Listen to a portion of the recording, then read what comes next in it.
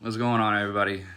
I just want to start off by saying I appreciate everybody's support and everybody's comments, even the negative ones. Like, you're entitled to your own opinion. It is what it is. I appreciate all y'all.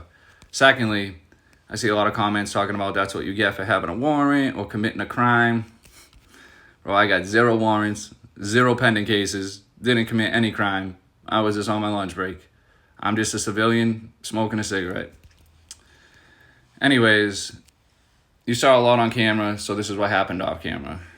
To start the whole thing off, I was standing there smoking my cigarette. Officers approaching me from the front, homeless gentleman from the back. And the only reason I mention that is because we'll spin back to that. And then after the officer approaches me is what gets caught on camera.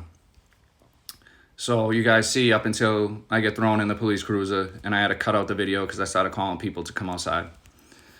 So they held me for another like 45 minutes, not telling me or anybody I work with what's happening, what's going on, wouldn't say anything.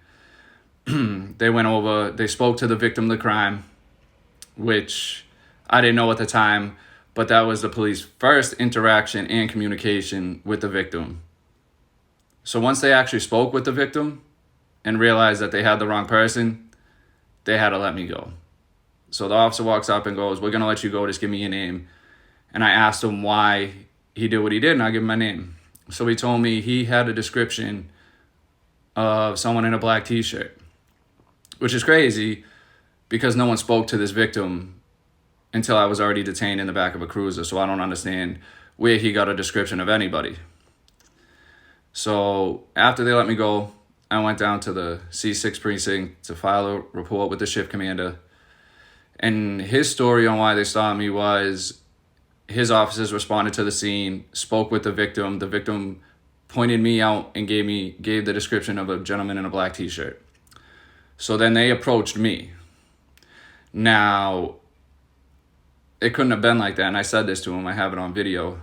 How would they speak to the victim, get this description, when the victim was not near the police officers? There were no police officers back there when I went outside. And they came from an entrance where it'd be impossible for them to speak to this victim and then circle back and come for me. And he said, well, actually, the female officer said to the male officer, "That's him, go detain him." She must have had a description. But where'd she get the description? She didn't have a description because they didn't speak to the victim until after I was already detained. Therefore, who gave him this description? I have to record part 2, and we'll go from there.